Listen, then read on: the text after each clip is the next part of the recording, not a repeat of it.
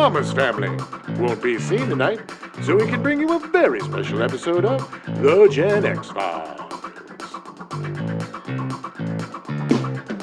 Welcome to The Gen X-Files. I'm Jim. I'm Adam. And today's show is all about Armageddon. And I don't want to look away. Wow, that does not sound like the song at all. I don't want to close my eyes. There you go. I don't want to fall asleep because I'd miss you, babe. And I don't want to miss a thing. You know, Diane Warren, who wrote that song, she wrote that about James Brolin and Barbra Streisand. Nice. Well, he apparently said in some interview that when she goes to sleep, he's sad that he's going to miss out time with her. And she wrote down the I don't want to miss a thing and then wrote the song. He lied. All right, well, welcome to our third entry into our June Doom Part 3. Yes. Revenge of the Doom. The doomiest of them all. And it's perfect to end our trilogy of Doom months with the doomiest, possibly worst. Oh, my God. Worst apocalypse movie of all time. Now, I had not seen this movie. I don't think I had seen it since it came out. Yeah, so it's been a good 26 years. When I was younger, was not a big fan of Michael Bay? Of Michael Bay. Or Bruckheimer, or these, soulless, big budget. Yeah. There's a difference between this and Independence Day. Yeah. You know, Independence Day is silly and stupid, but I don't know, man. There's something about this movie that is just aggravating. It is just aggravating. I'm going to say this a lot during this episode. I cannot disagree with anything you're saying, but I still love this movie. Look, I'll give you an example. When I saw The Rock, I saw it with my good friend John Falke, Sean, and a couple other folks, but we went with Johnny's little brother, like the Big Brother, Little Brother program. Yeah. Ryan. Oh, yeah. Great kid. Raised by the Choops. So we took Ryan to see this. Yes. Little kid. Absolutely adored it. Because it was as a kid, man, it is perfect. Yeah. It is just, everything is feel good. It's like, rah, rah, America. Yeah, it's like you being the best you can be. Oh, and then that poor kid just got hazed. Oh, no. Hazed for liking that movie because we all hated it. And we're like, what is wrong with you? Look, honestly, the kid's got a much better taste in entertainment now, being surrounded by a bunch of old grumps like us. But I get it. It's the kind of movie I would have loved as a kid. Yeah. I get it. I totally get it. But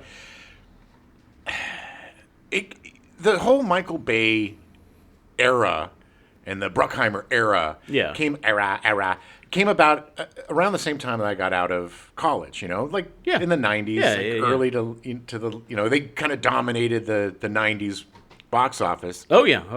And it was just anathema to everything that I was taught and loved about film, right? Sure. And so I get it. I was a little snooty snoot. And I've softened on most of these films, but I did not soften on this one, man. This could possibly be in haterade for me. I will say part of the reason that I love this movie so much is definitely a huge nostalgia factor because I did see this a few weeks before it came out. They did a test screening in Des Moines, of all places. Yeah. And it wasn't really a test screening. I think it was just a free promotional thing. Yeah. But I was also going to a very experimental film school, and I think seeing this kind of slick, big budget, like Hollywood stuff was like, that's what I really want to be doing. Right. Rather than I love the experimental stuff. It's great. But I knew I was never going to make money on that. So it was like, this was, for me, was like, oh, that's the Hollywood that I want to be in. Yeah. It's not good by any means. No, and I get it. I mean, for me, it was the exact opposite. Like, I wanted to be John Cassavetes. I wanted to be the next independent hero of the... Sure. And doom yourself to never having any money. Exactly. Money's never been important to me, obviously. But I think the biggest problem I have with Bay is the same problem I have with Zack Snyder. And I think Zack Snyder is Michael Bay 2.0. Yeah, I would agree. I think he's turned into him. Sure. Yes, agreed. Because he started much better. Right. But, unfortunately, he peaked with his first movie. Yeah. Dawn of the Dead. The Dawn of the Dead remake. Which was brilliant. Brilliant movie. And then he was the curse upon us all after that. He was. Somehow he thought he could write, and then it just all went downhill. You can't. Yeah. You can't write. And that's the thing, is like these scripts are so laughably bad. And yes, his way of directing is, let's put 1,000 cameras everywhere. Like when Michael Bay is making a movie, you can't find a camera to rent in Los Angeles because he rents them all. And if you put a camera in every conceivable place and you cut every second to 2 seconds to 3 seconds, nobody knows what the hell's going on. No, you're just trying to catch up. You're just always playing catch up all the time. It's just this frenetic fever dream of cuts to cuts to cuts to cuts and just stupid dialogue like, churn 'em and burn 'em, or, let's light this bitch up. Just all these kind of pseudo-macho bullshit that... Lick 'em and stick 'em. Oh, yeah. Oh, gross. But not far Stamp. off. He's talking about stamps. Sure. He's talking about stamps. Lick 'em and stick 'em. Let's get those letters out. The motto of the USPS. Lick 'em and stick 'em. And look, you know how much I love Bruce Willis. You know how much I've loved him since Moonlighting. And one of my favorite movies in the world is Die Hard. We watch it every Christmas Eve. Yeah. Like clockwork. Yeah. I mean, Bruce Willis is a good actor. Love him. They sucked all the charm out of Bruce Willis. Well, I think there was a reason for that, and we will get to it. I can't wait. And also, his accent is just It's not. He's the least southern-looking MFer on the planet. It's like New York is tattooed on his face. I know. It doesn't make any sense. There was no reason for him to be from the South. Stanford. Yeah, it's just stupid. It's just dumb. It was just, it's cloying. It's there to appeal to a certain audience member. That's true. That is true. And this also, Michael Bay changed the course of armed forces advertising.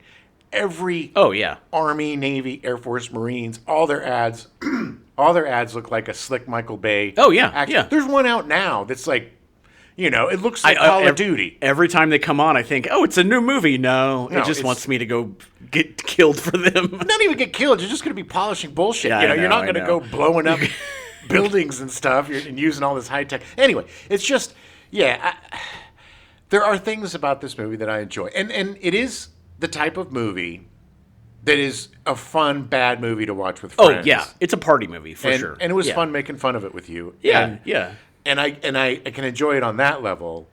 But as a film, I 100% prefer Deep Impact to this movie. Deep Impact at least had a story. You know what's funny? I have not seen Deep Impact since it came out, so I don't know if I can say that. It's not a great movie, right? But it's a much more interesting movie, right? And it's a lot more cerebral. Yeah. As cerebral as and you much can get. much more realistic. Yes, of course. As realistic as it can be sending guys to an asteroid to blow it up or whatever. Is a BS wish fulfillment 13-year-old. It's a fantasy. It's a total fantasy. I'm surprised it wasn't written by a gaggle of 13-year-old horny boys. It was written by, even better than that, it was written by committee. And it shows. My God. I will also say, fun fact, in regards to Michael Bay renting all the cameras, Kodak, when you buy and use over 1 million feet of film, they send you a 6-pack of Corbel champagne because you spent so much money with the company. Yes, Michael Bay is one of the few people to have actually done that, and he did it for this movie. Corbel? That's not very expensive champagne. I know, whatever it is. Sorry, whatever. Cristal, is that what you're thinking? I don't know. Champagne, it doesn't matter what it is. They send him a case of Freshenet. It's just some Mad Dog 2020 because you're 13. I'm sure he has 1,000 bottles of that because he's I'm sure he does it on every movie. Because it's just, again, if you shoot enough film, you'll get a movie. But again, this is also part, and I think that the big villain here is going to be the executives, because at the end of the day, they technically did not give him enough time to shoot this movie. And I think that's why his style became, I have to shoot everything all at once, all the time, because he was afraid he was not going to get the movie done. I would give that more credence if every other film of his wasn't the exact same, except for the Transformers movies in 3D where he was forced to not shoot like a madman. Here's the thing. I need to rewatch the 2 movies he did before this, Bad Boys and The Rock, and see if that holds true. Definitely The Rock and definitely Bad Boys, because I know that there's the quick cuts, there's the low angle. Well, I mean, he still was a hero shots, a commercial director. So well, that's the thing. You can tell he's a commercial director. Yeah. And some commercial directors are closet auteurs, like David Fincher. Yeah. And some are soulless admin like this MFer. And all right, well, let's get into it. Take yourself back to 1998. Yeah. January 17th, the Drudge Report breaks the story about U.S. President Bill Clinton's alleged affair with Monica Lewinsky, which will lead to the House of Representatives' impeachment of him. Yeah, so stupid. The impeachment was stupid, but... Waste of time. Waste of time. Waste of taxpayer dollars. And the most disgusting part of that was the treatment of Monica Lewinsky. Yeah. And how she was... This poor girl in her 20s, early 20s. Still, yeah. Just in college, right? She's an intern. Yeah, she was an intern. I think she was like a sophomore or junior in college. And you have the most powerful man in the world grooming her. Yeah. And getting her to do... He's a scumbag. Oh, he's awful. He was a really good president, but he as a human being terrible, is a piece of trash. Terrible person. And it's really sad because they still, to this day, use those same epithets and things for Monica Lewinsky. Yeah. Even though it's been 26 years. It's disgusting. March 2nd, data sent from the Galileo probe indicates that Jupiter's moon Europa has a liquid ocean under a thick crust of ice. Ugh, thick crust of ice. Yeah, big old crusty crust. That's cool. Let's go swimming. May 14th, Seinfeld ends on NBC after 9 seasons and 180 episodes. Oh, that finale. It rankled a lot of people. I loved it. I thought it was great. I'm really curious to see. I haven't finished the last season of Curb Your Enthusiasm. Yeah. And I know it kind of ends in a similar vein. Yes, there is I did see one still from the last episode, and I'm behind like 3 or 4 seasons. It's just not a show you can binge. It's a cringe binge, and I can't cringe binge. I have to space it out. No, it's too much. Or I'll just crawl into a ball and implode. July 1st, Armageddon is released in theaters. Don't want to close my eyes because I miss you, baby. Don't want to miss a thing. This is, it's like 2.5 hours at a strip club with no strippers. Yeah. It's not... Because all these guys, all these idiots that star in it are only even in the movie they were strip club dudes. Yeah. So according to Bruce Joel Rubin, the writer of Deep Impact, a production president at Disney, took notes on everything the writer said during lunch about his script and initiated Armageddon as a counterfilm at Disney. Hey guys. Yeah. Was it you? Were you a production president at Disney at the time? Yeah. Yeah. I float around. Yeah. I figured. Look, he talked about it. He told me about it. Yeah, but that's called a pitch. I just thought it was like telling me stories, and I wrote it down, wrote my own story. What we like to do is take something competent and make it extremely incompetent. Oh. Hence, Armageddon. Yeah.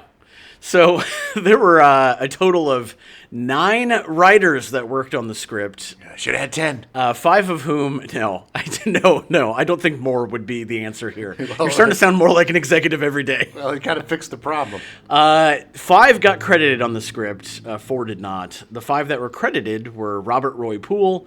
His screenwriting credits include Outbreak in 1995, starring Dustin Hoffman, and The Big Town in 1987, starring Matt Dillon. Outbreak, another movie that could have been so good, but was just crapped on by its own weight. Yeah. It was a bit of a mess.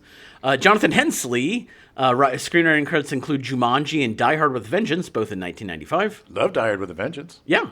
The original Jumanji's fun. Yeah, it is.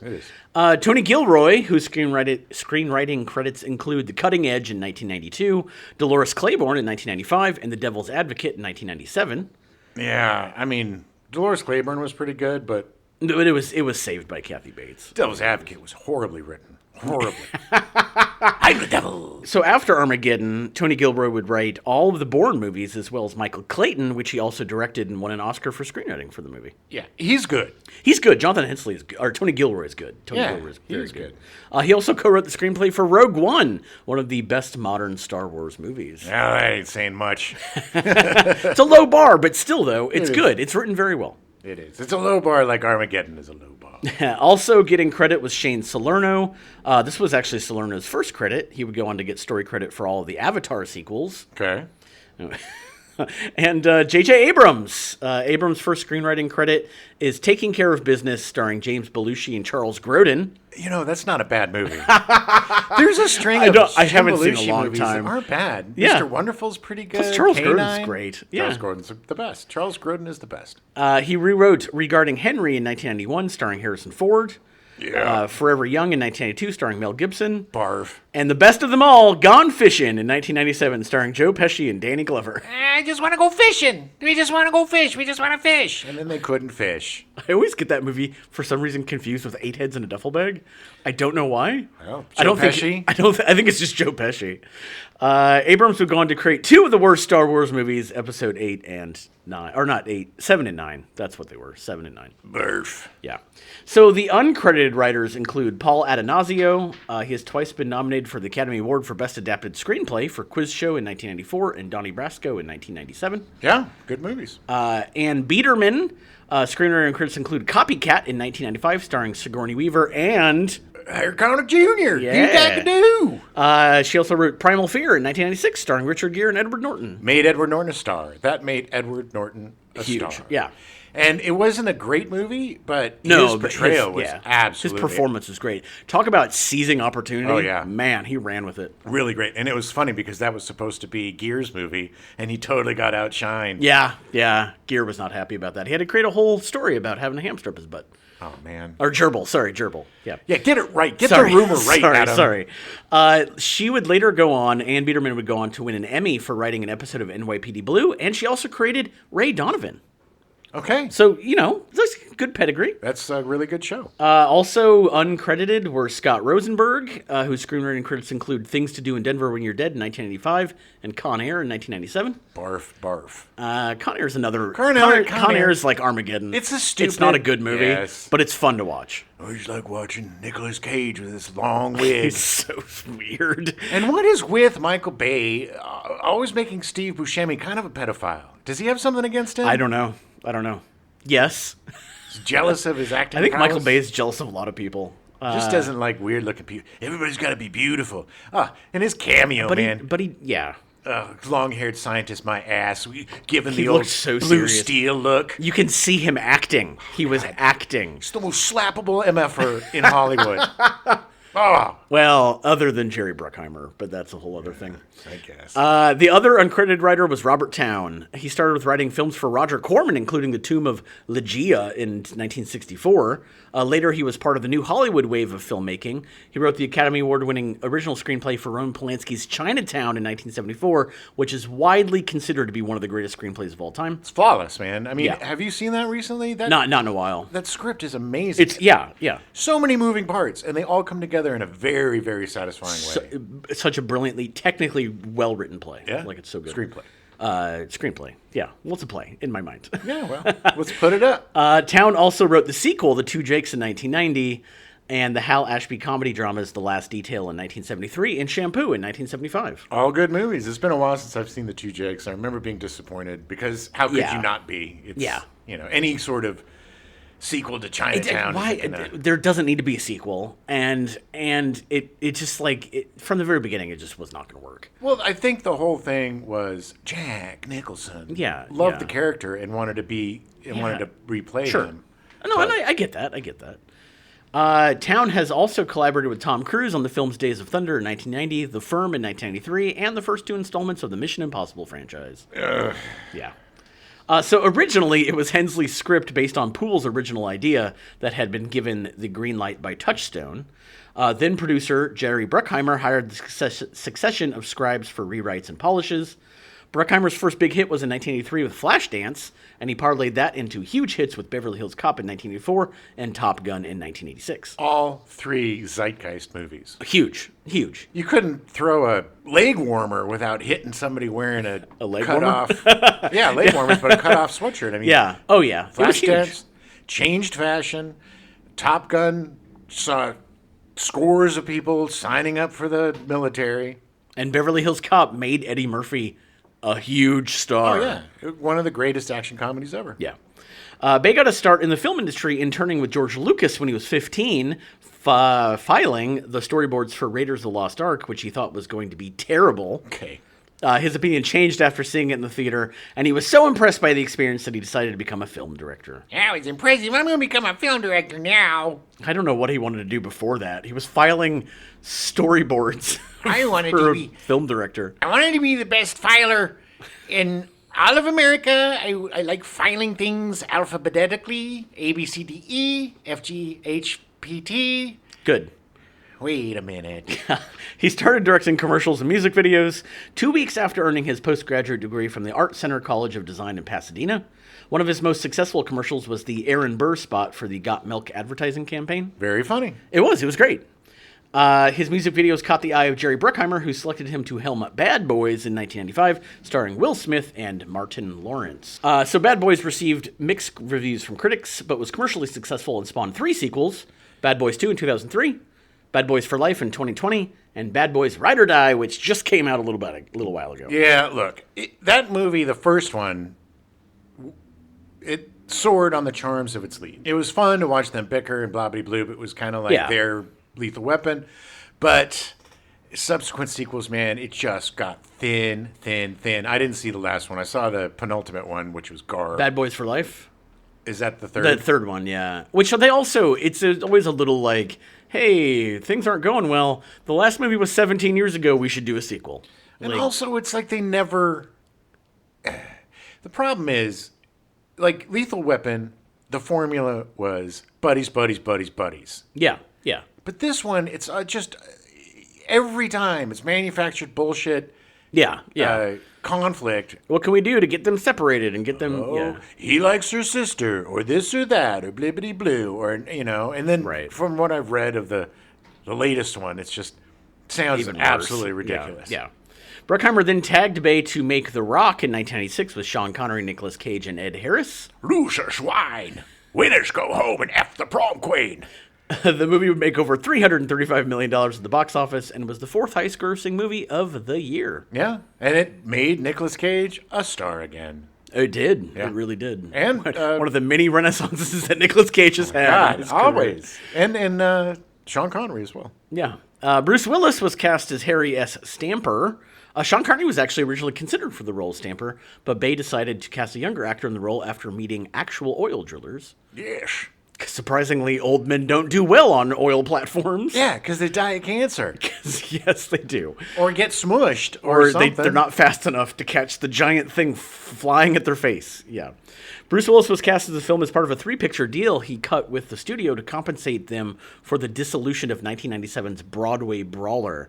It was a movie that they literally were in the middle of shooting, and Bruce Willis stopped and said, "This isn't working," and then they ended. Like, that was it. He would know. He's got a lot of stinks. Yeah. But to pay them back, he had to agree to this. And I think this is part of the reason why his performance is a little phoned in Armageddon. So phoned in. He's like, I don't really want to be doing this, but, like, I have to because I think Broadway Brawler was a... not dream project of his, but something he was kind of shepherding, and then it realized it wasn't working. It's probably another thing like Hudson Hawk. Yeah. Which was another one of his ego projects that went nowhere. Which we'll be covering next month. True that. I love Bruce Willis, but he has made some odd career choices. Yes, he has. He received a significant pay cut for the picture as part of this 3-picture deal. The other 2 movies in the deal were The Sixth Sense and either The Kid or Unbreakable. The reports differ as to what the 3rd movie in the deal actually was. You know what? The Kid is kind of a guilty pleasure of mine. I honestly have not seen it since it came out in 2000, and I don't remember anything about it. It's hilarious. I'm sorry. I thought it was really funny. This fat little kid plays young Bruce Willis, Bruce Willis is like trying to make him cooler. Oh, that's right, because he comes back and like meets himself or whatever. And he's like, "You're an ass," because Bruce Willis is an ass. Yeah. And so his little fat dumpy self comes back, and it's cute. I thought it was funny. It was a lot better than North. It also had Bruce Willis. Oh. In addition, Willis would only do the movie if his character died at the end. This was a demand from him. I gotta die. Much to Bay's surprise, the studio execs did not fight him on this, and they said, okay. Well, he doesn't die in a lot of movies. No. I can't think of a lot of movies where he died. And I gotta be honest, if he hadn't died at the end of this movie, it would have... Because I always find that moment to be very emotional. Sure. And it's like, it just would... how would the movie have ended? Well, it just would have been a kind of a thud, It does make sense. You have Ben Affleck's immense over-emoting. Harry, it was my turn. Never worrying if he pounds too hard on the thing, he might just end up on the asteroid and kill everyone. Just dumb. But yeah, I mean, that was a great part, you know. I always liked it. I know that that little, like, quick montage thing is a little cheesy, but it always works for me. I don't know why. The flashing with before her his eyes. as a young kid in the tree and then crying in the dark or whatever. Yeah. For whatever reason, man, it worked for me. I don't know why. I am definitely not apologizing for this movie because it's not a good movie, but there are parts of it that just it does what it was supposed to do. It was scientifically created to get those emotions. Yes, in the lab. I am a sucker. I am a sucker for that, man. I can't help it. Honestly, I think Liv Tyler is comes across as one of the best actors in this film. I agree. Think, especially the beginning, she's a lot of fun, and it sucks that her character is relegated to the most ridiculous part in the movie. Like, bring him home, and it's like, why? That was my favorite part. You're like, why? Why? So if they don't do it in 2.5 minutes, it's going to hit the planet, and within an hour, everyone's going to be dead. But we should get him home now. Why not? It's just so dumb. It's so I know, and I don't. And we'll talk more about Liv Tyler, but like I agree. But the nice thing is that with Bruce Willis, who's a good actor, and even though he was definitely tamped down and phoning it in this, he was better when he was talking to her. And, like, she brought out the best in him during this movie. Bruce Willis is a really good actor. Yeah. I think he's such a good actor that it's very apparent when he's not as engaged in a project. He just doesn't care as much. Because he can just do the Bruce Willis smirk and the this and that and get really angry. Yeah. But he had to do it in a horrible accent. It's just, you know, anyway. Yeah, I mean, the best scenes that he had was, like, the scene where he was like, yeah, we're willing to do it, but they have some demands. Yeah. Because he was playing up the comedy. Yes. And it was like him, like them up in the back, like it was well set up shot, and him just kind of like, guys, like I got this. Like that was him being at his best. Yes. When he's doing the serious drama stuff, I don't know. I don't like him as much when he does the serious drama stuff. The dialogue was so bad. There's nobody that could fix that. I know. You're right. Bad dialogue. No actor in the world can fix bad dialogue. Everybody. I mean, it's just like it was one bad one-liner after another. Oh, yeah. Churn 'em and burn 'em, boys. Well, this is what happens when you have 9 writers writing a script. Yeah, and they just pulled out the book of cliches. Yeah. And just made, it's like everybody had that moment of bum, bum, bum, Oh, look like we're in big trouble now. So part of the reason that I think studio execs did not fight him and gave Willis whatever he wanted was because at this point in his career, he was a sure box office draw. People were going to movies just for Bruce Willis. Yeah. I mean, they had been since Die Hard 10 years prior. But in 1997, he also appeared in 2 other movies. The Fifth Element, the sci-fi epic from Luc Besson, which made over $263 million in the box office. Great movie. Despite being the most expensive European film ever made up to that point. It was on screen. It was, $90 million they spent on that. And it looked like it. Yeah, it did. It looked like it was a $200 million movie. Yeah, it was a super fun, awesome. Oh my God, I love The Fifth Element so much. It's the top 3 of Bruce Willis's movies for me, I think. Yeah. Also in 1997, he was in The Jackal with Bruce Willis playing an assassin, which made almost $160 million. That sucked. Yeah, it was a weird movie. He has almost no lines in it, and like there's a whole... Only thing I remember about it is when it came out, there was a whole scene where he had to like essentially seduce a guy, and that was all anybody wanted to talk about. Well, everybody's so homophobic back then.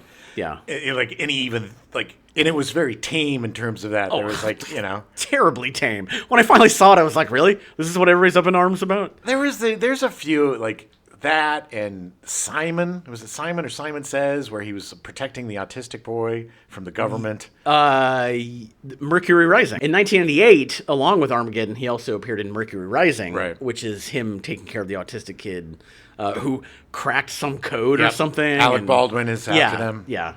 It was a modest hit. It didn't do terribly well, but it was okay. It's in the same vein as The Jackal, which The Jackal was loosely based on one of the greatest hitman terrorists. You know, Carlos the Jackal.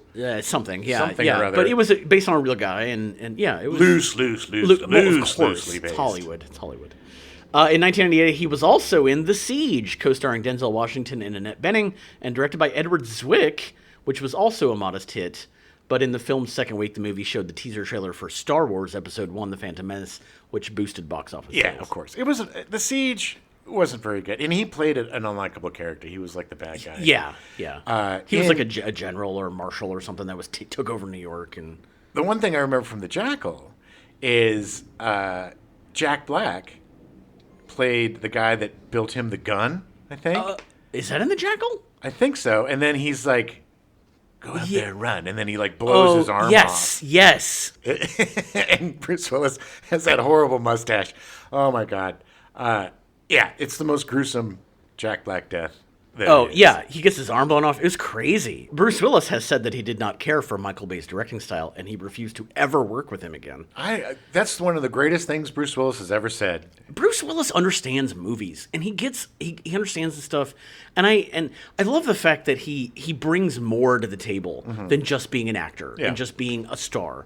Like, he wants this stuff to be good, and he's a fan of movies. I can see how he would think that Michael Bay is just destroying everything that's good about cinema. Well, he's soulless. Yeah. I mean, he's a soulless director. I'm sorry. There's no substance to any film that he's made. No, I agree. Except for maybe that Pain and Gain? Yeah, Pain and Gain. Yeah. Which was a weird, broken clocks right twice a day. Like, he got lucky. It's weird, because I agree, it does not seem like a Michael Bay movie at all. Not at all. And it's just such a weird choice, and it's just... and he got some pretty good comedic performances from his actors. Yeah, I would love to see him do smaller movies. Agreed. I think it's interesting. He's interesting when he does... I think he needs to get away from the 18 million Transformers movies he's made. They're all so bad. They're so bad. I mean... They're just so it renders me speechless how bad those movies are. I know. I enjoyed the first one just because it was like, oh hey, it's a live action Transformers and they're cool looking and whatever. But then literally the 6 movies after that were the first movie over and over and over, just different looking robots and Couldn't different. Tell you. Yeah, I could not tell you the plot of any of those movies. You know why? Because there wasn't one. So, sadly, in March 2022, Willis's family announced that he was retiring from acting after he was diagnosed with aphasia, a diagnosis almost a year later revised to frontotemporal dementia, which I didn't realize. I thought it was still aphasia. I didn't realize he had been re-diagnosed with dementia. Yeah. By the end of his career, the films he starred in had grossed over $5 billion worldwide, making him one of the highest-grossing actors in the world. You know, what happened to him, what I heard, is there was a movie... Tears of the Sun. Tears of the Sun. It's one of the few movies I actually walked out of. Not a good movie, but there was a mortar shell that hit him in the head. Yeah. And they believe that caused CTE, right. which led to the aphasia dementia, the aphasia, and then the ultimate dementia, which is just heartbreaking. Yeah, that's heartbreaking. Yeah, that happens too often in Hollywood where they don't realize that it's like, oh, the long-term effects of this stuff. You know, like Kinnicky from Grease. Yeah. You know, one little accident and suddenly your entire rest of your future is you're going to be addicted to drugs forever. Yeah, like it just sucks. And then exploited by Dick to Drew Pensky. Yeah, he's a dictor, not a doctor. Yeah, I made that up. I'm not. He's not a doctor when he's here. It broke my heart, and it still breaks my heart. I love Bruce Willis. I've had a talent crush on him. Yeah. Since. Honestly, since I saw him as a bad guy on Miami Vice. Yeah, his very first thing he ever did. I was like, that dude is somebody to watch. Yeah. And Moonlighting was a huge part of my life as a kid, and I've just loved him. And the thought of somebody so fast talking and smooth and it's like with Robin Williams when he was diagnosed with Louis something dementia. I don't know the... Yeah. I don't remember the name exactly. I'm not a doctor. Yeah. Contrary to popular belief. But it's just how can you go on? I guess with Bruce it's different because he's got such a big family and a support system that seems really amazing. I mean, if you go by social media or whatever, but his daughters, Demi Moore's still involved in his life. Yeah, they're there for him. Yeah. He just seems like they're giving him his best life possible. The scene where he's crying, like the one tear he gets, that was the very first thing they shot in Armageddon. Oh, wow. And the way that he did it was that he had pictures of his kids, and he thought about something bad happening to them, and that's why he finally got the emotion going. Billy Bob Thornton was cast as Dan Truman. I can't... It's just weird to me that Billy Bob was in this. It seems like anathema to what he is, his whole raison d'etre, you know? You dangle a lot of money in your face. A lot of people suddenly are like, yeah, sure. I got a lot of divorces to pay for. Thornton made his film debut in 1986 with Hunter's Blood, a forgettable action thriller that also starred Clu Gulager. Yeah, I love Clu Gulager. I know. He's fantastic. From Dawn of the... whatever that remake of... Oh, the Return of the Zombie... Living Dead. Return of the Living Dead, I think. Yeah. Thornton appeared in a number of movies through the years without much recognition until 1986, when he received international attention after writing, directing, and starring in the independent drama film Sling Blade. He was on Evening Shade, he was on Evening Shade, the Burt Reynolds show. Yeah. The sitcom for like forever. This kind of fat, dopey dude. He did a lot of work. It's just that he wasn't what he became after Armageddon. Everybody was shocked about Sling Blade. We were all like, this guy? The hillbilly from Evening Shade? Yeah, it was amazing. He won an Academy Award for Best Adapted Screenplay and was nominated for an Academy Award for Best Actor for Sling Blade. I like them French fried potatoes. Maybe some mustard. The idea of Truman having the leg brace actually came from Thornton's backstory for the character, suffering from nerve damage, which kept him from becoming an astronaut. Yeah, the only way he could survive this was like, I got to make it more than... I need to give some depth. Than what it is, because this is thin. In 1998, he was in 3 other movies along with Armageddon. Primary Colors, co-starring John Travolta and Kathy Bates, directed by Mike Nichols, with a screenplay by Elaine May. It was loosely based on the book about the Clintons. Yeah, about the Clintons. And with John Travolta playing Clinton. Playing Clinton, yeah. The movie was a box office bomb, but did earn a Best Supporting Actress nomination for Bates and a Best Adapted Screenplay nomination for Elaine May. Yeah, Elaine May is brilliant. Yeah, that's why she's great. I didn't realize Nichols she wrote May, it. Yeah. Mike Nichols, a great director. I mean, they were amazing. They were like one of the first power couples in Hollywood. Yeah. He was also in Homegrown, directed by Steve Gyllenhaal, father of Jake and Maggie, and co-starring John Lithgow and Hank Azaria. Yeah, it was about weed. Oh, yes. The movie made almost no money at the box office and received middling reviews. It literally made like $74,000 at the box office. It wasn't great. I saw it. It wasn't great. He was also in A Simple Plan, directed by Sam Raimi and co-starring Bill Paxton and Bridget Fonda. Despite underperforming at the box office, the movie was a critical darling, and Thornton earned a nomination for Best Supporting Actor. It is one of the absolute best adaptations of a book I have ever seen. It is so close to the book. The book is brilliant. The movie is brilliant. Yeah, except for the ending. They changed the ending. Yeah. Which the ending of the book is so much darker. Oh, my God. It is. But it also was one of the movies that cemented Bill Paxton as a great, not just the goofy guy. I love A Simple Plan. Yeah. It is so clever and is done so well and such deep character work. It's brilliant. So good. And it takes the tired old premise of finding a bunch of money and turns it into something absolutely engrossing. If you haven't seen A Simple Plan, it's one of Sam Raimi's greatest movies ever. Agreed. It's the same guy, the guy who wrote it. His name, I think it's Scott Smith, but he also wrote The Ruins, which is a great book. Movie, not so much. I haven't read The Ruins, but I loved A Simple Plan. The Ruins was the very first book I ever read. The very first book I ever read that did not have any chapter demarcations. It literally starts on page 1 and goes to 400 and just runs. Like, it is so good. That's pretty cool. Yeah.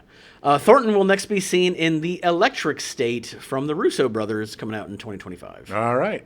It's like a spy thriller thing. His whole marriage to Angelina Jolie, I know. It's just... He's one of those actors that his off-screen antics became more interesting than his on-screen antics. Yeah. But he's such a great actor. Bad Santa, Sling Blade. I mean, he's great in Armageddon. I mean, the fact that he forced the character to have depth is brilliant. And again, the stuff with him and Willis together, even though neither of them look like they really want to be in the movie, They're still fantastic. He's an amazing actor. And they did a movie together, too, Bandits. Oh, yeah. With Bruce Willis, Billy Bob Thornton, and I believe Kate Blanchett. Yeah, actually, I think you're right. Yeah. Now that you say that. It wasn't a great movie, but it was a fun movie. Okay. Yeah. Ben Affleck was cast as A.J. Frost. Blech. Affleck's first starring film role was as an aimless art student in the college drama Glory Days in 1995, with Stephen Holden of the New York Times remarking that his... throwing people into their lockers. But Smith wrote him a lead role in the romantic comedy Chasing Amy in 1997. Yeah. The film was Affleck's breakthrough. Good Will Hunting was also released in 1997, which Affleck co-wrote and had a supporting role in. Affleck and Matt Damon win the Academy Award for Best Original Screenplay. And this is a fact that I did not know. Affleck remains the youngest writer at age 25 ever to win an Oscar for screenwriting. Now, take this with a grain of salt and take this for what you will. But the story is that Matt Damon wrote that screenplay. Affleck was in the room, gave a few, this and that. What I heard was that Matt Damon wrote the screenplay and Affleck was acting out scenes. And I think he was giving notes and giving suggestions.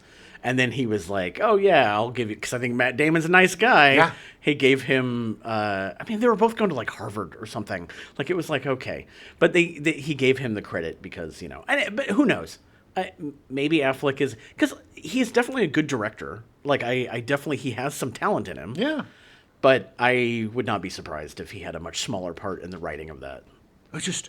Hopefully one day, I'll come knock on this door. And you won't be here. You'll be gone, and I'll know. Hey, you made his dreams come true. I love Good Will Hunting. I do too. Yeah, I do. But it's not because you know who's great in Good Will Hunting? It's Casey Affleck. You know who's great as an actor? Casey Affleck. I mean, he may be a horrible person. I don't know. I've heard some things. I've not heard good things. But as an actor, he is so much better than his brother. I don't disagree. He is so good. And I mean, it's pretty easy when you watch your older brother make all the wrong choices and you go, oh, I get it now. The opposite. Yeah. Good Will Hunting had not yet been released during the casting process of Armageddon. After Affleck's screen test, Bay dismissed him as a geek. Michael Bay. Producer Jerry Bruckheimer convinced Bay that Affleck would be a star, but he was required to lose weight, become tanned, and get his teeth capped before filming began. Did they go to Teeth R Us or one of the cheapest places ever? Did they just get chiclets and hollow them out supposedly, and put them on his face? Supposedly, they had actually been shooting for a couple days.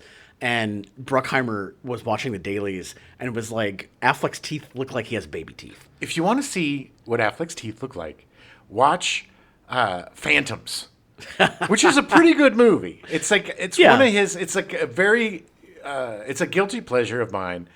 Phantoms. I think Casey Affleck might be in that one too. No, I don't remember, but it's he plays the sheriff based on a Dean Koontz. Yes, Dean Koontz. The C-level Stephen King. B-level Stephen King. I've read a lot of his books. I'd say C. But this, it's a cult favorite of a lot of people, Phantoms. Yeah. And it's got Rose McGowan and his teeth are distracting in that. Yeah. Because he's also got that, he looks like Bugs Bunny. Regarding the film's premise, Ben Affleck asked Michael Bay, wouldn't it be easier for NASA to train astronauts how to drill rather than training drillers to be astronauts? Bay told Affleck to shut the F up. Shut the F up. This isn't that kind of movie, Affleck. Yeah.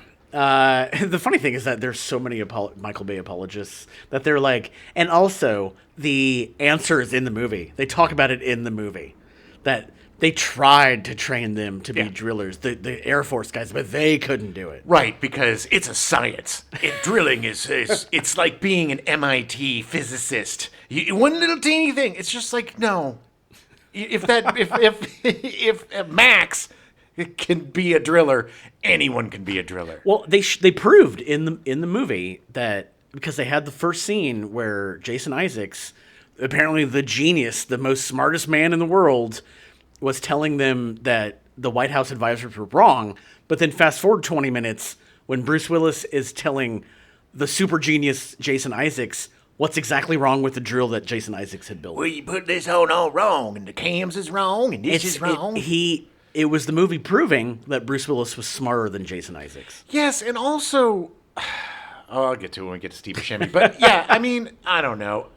If you're a Michael Bay apologist, then you need to rethink your life. I agree. Ben Affleck started the film with a desire to perform all of his own stunts. The space station sequence, one of the first scenes filmed in the movie, cured him of this. Yeah. The moment when his character is climbing the ladder and a fireball passes by him was a little too close for Ben Affleck. So he decided after that he wasn't as gutsy as he'd like to think he was and left the stunts to the stunt team. Of course, Michael Bay would goad Affleck into doing some of his own stunts regardless, because I think Michael Bay hated Ben Affleck. Yeah, well, he probably hated Ben Affleck because he's handsome. I don't know, man. Michael Bay just seems like a huge piece of ass. He does. He really does. Michael Bay seems like the kind of bully that if he senses a weakness, he'll drill. Yes. And poor Ben Affleck, this is his first huge movie. Yeah. Surrounded by Bruce Willis and Billy Bob Thornton and Steve Buscemi, like these actors that are just Keith David, Will Patton, William Fichtner, some of the greatest actors of that time. And of course, and this is a huge, big budget movie. There's a lot of pressure on him. Yeah. So I think this just proves to me how much of a dick that Michael Bay is, because I think he drilled down on him because he could. I agree. There's no way Bruce Willis is going to be bullied. There's no way that Billy Bob or Owen Wilson or Michael Clarke Duncan. I think Owen Wilson just didn't. I don't care. He just seems like he didn't give an S. But this was Ben Affleck's big break, his big chance to become a movie star. Well, and also the fact that in the script, Bruce Willis kind of does that with him. Yeah. Because he's like the surrogate kid and like always trying to make him do better. And I think Michael Bay just ran with that. Right. And, well, yeah. And it's just shitty. It's just shitty. But Bruce Willis, his main thing with Affleck was his daughter. Yeah. And also there was the struggle of, hey man, just because I'm younger doesn't mean I'm not right. Right. And then we solved that at the end when he's like, I got to drill down another. If we don't get exactly to 800 feet, if it's 1 inch more or 1 inch less, it's ruined. Manufactured tension number 65. Oh, I can't wait to get into that. Okay, yeah.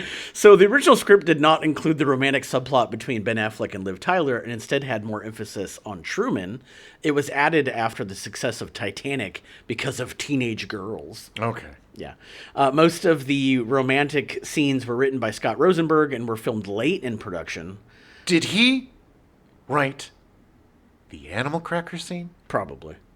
That is one of the worst. It's so bad. Most off-putting scenes. So bad. And they have zero attraction. No chemistry. No chemistry. No chemistry between Liv Tyler and Ben Affleck. None. Bay would constantly tease Affleck during production, telling him that his character was superfluous to the movie and he could be cut out at any time. He wasn't wrong. Because of all of this, Affleck has disavowed the movie, making fun of it during his commentary for the home video release. He literally just made fun of the movie the entire time. Good for him. That makes me like him. Yeah. Look. He had a bad experience on this movie, and he was like, I understand. We all had a bad experience on this movie. But he understood that it made his career. Yeah. I mean, and it's like, but at the same time, he's like, I'll do the thing, but... It is so 90s. It is just so... It's so 90s, man. Affleck would eventually start directing and would win another Academy Award in 2013, this time for Best Picture for Argo. Argo was great. He has not won for Best Director yet, which he might at some point. He should. Look, Argo is great. The Town is great. He's very hit or miss as an actor, but he's really good as a director. In 2023, Affleck starred in and directed Air about Nike. Did not realize he directed that. Yeah, I did not watch it. I haven't seen it either. I would like to at some point, because I do like him as a director. He has 6 movies in the pipeline, but 5 of them he is only producing. He will be seen in The Accountant 2, which he's also producing, a sequel to The Accountant from 2016. Liv Tyler was cast as Grace Stamper. She began a modeling career at age 14 before making her film debut in Silent Fall in 1994. She is... gorgeous. Yeah. Absolutely gorgeous. She went on to achieve critical recognition with starring roles in Heavy and Empire Records, both in 1995, as well as That Thing You Do and Stealing Beauty, both in 1996. Stealing Beauty? Which one was the Bertolucci movie she was in? I think that was Stealing Beauty. Yeah. Yeah. Empire Records is fine. The Thing You Do is fine. You know, it's like they're fine. Liv Tyler actually turned down the part of Grace Stamper twice before finally relenting and being in the movie. They just really wanted her to be in this movie. Appearing in the Lord of the Rings trilogy solidified her star status. She'll be reprising her role of Betty Ross in the MCU in the upcoming Captain America Brave New World. Nice, where her father will be played by Harrison Ford. Correct. Because unfortunately, John Hurt died. John Hurt died. Yeah. Will Patton was cast as Charles Chick Chapel. Patton is a character actor that has appeared in tons of movies and TV shows. Will Patton is a genius. If you want to see one of his first roles, and it is impeccable, watch No Way Out. Yeah. We talked about that on a show before, but his performance in No Way Out, and that stars Gene Hackman and Kevin Costner. His first major movie. Sean Young. Yeah. But his performance is ridiculous. And he's great in this. He's just a solid, amazing character actor that's always good. And another early part, along with No Way Out, was he played the evil antagonist in Desperately Seeking Susan in 1985. Yeah, he played a lot of bad guys. He did. He would work with Costner again after No Way Out in The Postman in 1997, as well as appearing in a couple of seasons of Yellowstone. Okay. I think him and Costner are actually close friends. Well, good. Yeah. He will be seen in the upcoming Kevin Costner epic films Horizon an American Saga Chapter 1 and Horizon an American Saga Chapter 2. Ooh, Kevin Costner is sweating bullets on this one. He's put his whole life on the line for this epic. Huge. I think most of it he did his own money. I think he budgeted, or This is not going to end well for Mr. Costner. No, it's not. I mean, I hope it does. But I love westerns, man, and he's good in westerns. Open Range is a really good movie. I 100% guarantee you the first thing most people will say is, "Why am I going to sit down and watch 3 hours of a western?" Well, 9 hours or 12 hours since it's might be parts. 12, but I'm just saying, even just selling the first movie, it's 181 minutes long. Like, who? It's too long. Yeah. You should have made 4. Yeah. 5, I mean. Well, 5 or 6. He should have just made 20 of them. Just make it a series, How dummy. about just make it a show? Will Patton also has a main role in Outer Range with Josh Brolin and was phenomenal on the first season of Silo. I started watching Outer Range. I need to watch that because I've heard it was really good. Yeah. Well, I'm a big Josh Brolin fan. Apparently the second season gets even better. So it gets even super weirder. Steve Buscemi was cast as Rockhound. Poor Steve Buscemi. Buscemi made his film debut in 1985 with The Way It Is, which was also Vincent Gallo's film debut. Yeah, he was a firefighter. Yeah, he was. The movie The Way It Is was part of the no wave cinema movement, which also included Jim Jarmusch, who Buscemi would work with many times. Oh yeah, Jim Jarmusch is one of my absolute favorite film directors of all time. I did this every episode. I have a weird rabbit hole I go down, and no wave cinema was that rabbit hole this time, where I spent hours looking up stuff. Buscemi started working with the Coen brothers on Miller's Crossing in 1990, and would appear in 4 more of their films throughout the years. He's just a consummate professional, an amazing character actor who also can do leads. Yeah, oh yeah. His breakout role was in Reservoir Dogs in 1992 as Mr. Pink, with an amazing monologue on tipping. Okay, yeah. I don't tip. He was in all those movies that he was in before were known. They just weren't big like Reservoir Dogs. Right. Buscemi claimed that the role of Rockhound was pitched to him as a heroic geologist, which he eagerly accepted, wanting a change from the lowlifes as whom he had been typecast. It's got to be exhausting to be just gross all the time. I know, especially when he's obviously not. Yeah. He's a super nice guy. Yeah, and really smart. Yeah. He noted that after he'd been cast in the role, Rockhound's sleazy characteristics were written into the script, so he couldn't get away from it even though he wanted to. When asked why he did this film, Steve Buscemi replied, "I wanted to pick a house." There you go. After Rockhound gets... Can't no, fault him on that. whatever, man, it was money. After Rockhound gets space dementia, the shuttle crew wraps him in duct tape, which is, in fact, NASA protocol for immobilizing a crazed crew member. They must have been watching Ren and Stimpy a little bit too much. Space madness. It's just space dementia. I really want to write a book called Space Dementia, The Making of Armageddon, because I think it summarizes the making of this movie really well. It's just, it is another example of the worst thing about Michael Bay movies. Well, one of the worst things, which is his constant manufactured drama. Oh, always. Useless, constant manufactured drama. By the end, we were literally going back and forth like, why isn't there more? There should be another. There should be more. Oh, my God. It's like everything is so tense. Everything has, and it's just like, God, man, it's exhausting. I didn't include a lot of Buscemi stuff because God knows we will definitely be covering him more in the future. Yeah, definitely. Plus, he's a great director. Like he's had an amazing career. He will be seen in the upcoming film The Shallow Tale of a Writer Who Decided to Write About a Serial Killer. Oh. The full title. And he will be heard in the upcoming animated film Transformers 1.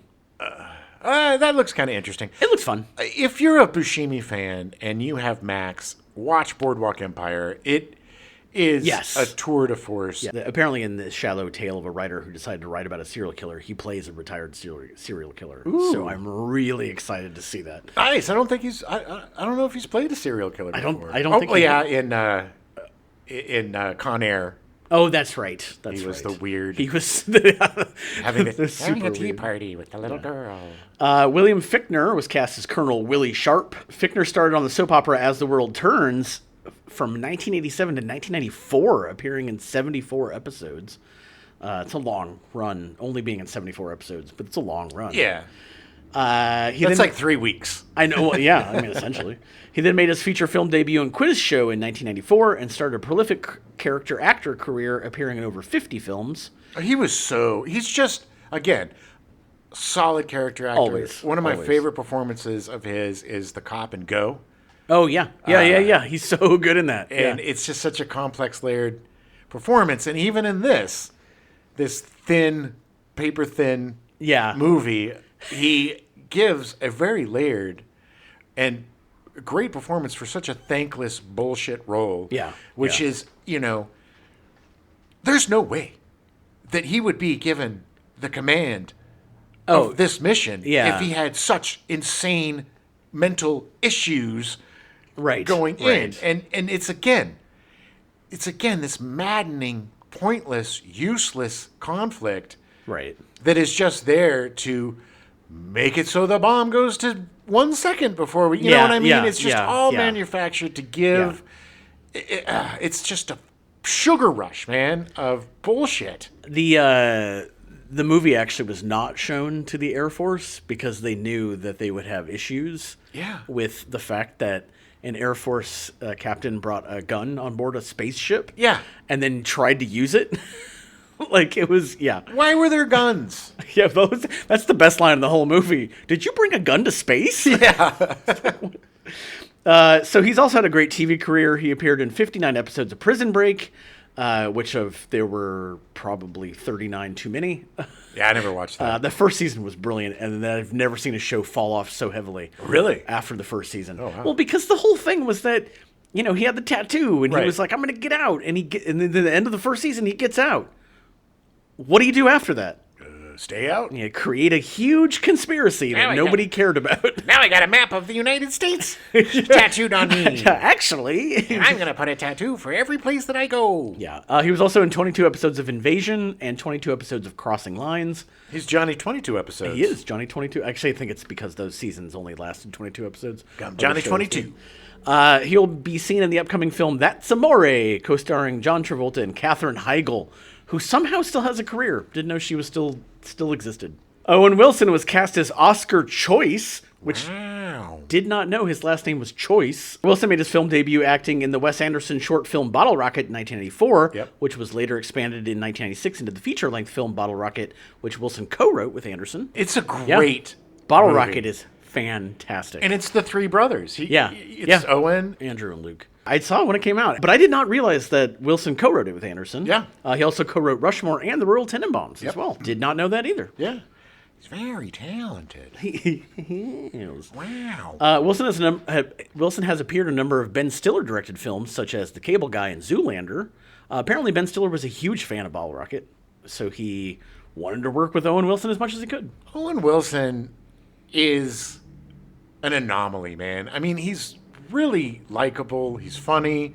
Yeah. He's a good actor, but he does have a wheelhouse. Oh, yeah. Again, his range is like bigger than Ben Affleck's, but still pretty narrow. But better within his range. Oh, 100%. He nails his range. Yeah. like nobody's business. He's a very, very interesting guy.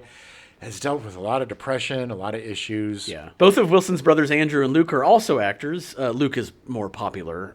Andrew, it's funny because Andrew is the oldest of them. Yeah. And he pops up in stuff, like he's in stuff. It's always when he pops up, it's like, wow, he looks so familiar. And then it's like, oh yeah, he's the other Wilson brother. He plays a lot of dicks. Yeah, yes, yes, I would agree with that. In August 2007, Wilson attempted suicide and was subsequently treated for depression at St. John's Health Center and Cedars-Sinai Medical Center in Los Angeles. A few days after his hospitalization, Wilson withdrew from his role in Tropic Thunder. The incident resulted in much unwanted publicity for Wilson, and he became wary of doing interviews. Well, I wouldn't blame him. I mean, it's an extremely personal part of your life. I knew there was something that happened with this, but like I didn't realize it was that serious. Yeah, no, his depression is very serious. In a 2021 interview with Esquire, Wilson briefly opened up about his suicide attempt, describing how his brothers supported him during his recovery. He most recently can be seen in Paint, the Bob Ross pseudo-biopic, and Haunted Mansion, based on the Disney theme park attraction. And he killed it in Loki. The second season of Loki, the first season of Loki, but killed it. He was so good. Yeah. He has that kind of calm, like, confidence of like, hey, everything's going to be fine. Even in this, when he's like, I feel like there's about 90% excitement, 10% fear. Maybe it's 10% fear, 90%. I don't know. I'm just feeling jazzed, man. I'm excited. And it's just he's kind of the audience member. He's kind of our surrogate. Yeah. Because he's just kind of there and enjoying all of it. This is happening. Yeah. It was kind of dumb of them to kill him off in such an unceremonious way. I agree. You know, he would have been more interesting to have alive. And no disrespect to Michael Clarke Duncan, but you know his character was pretty one note. Yeah. Speaking of Michael Clarke Duncan, he was cast as Otis Bear Curlin Bear.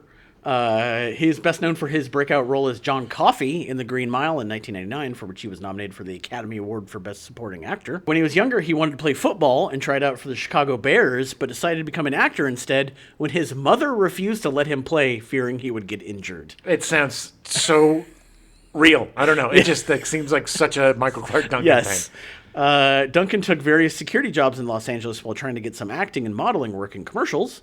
During this time, he worked as a bodyguard for celebrities like Will Smith, Martin Lawrence, Jamie Foxx, LL Cool J, and the notorious B.I.G., all the while doing bit parts in television and films. When rapper Notorious B.I.G. was killed in 1997, Duncan quit the personal protection business. Yeah. I mean, I don't blame him.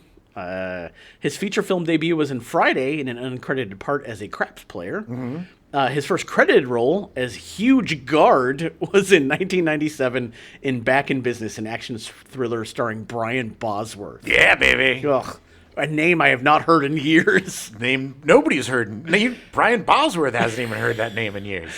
He was almost replaced by a different actor after the first days of shooting Armageddon.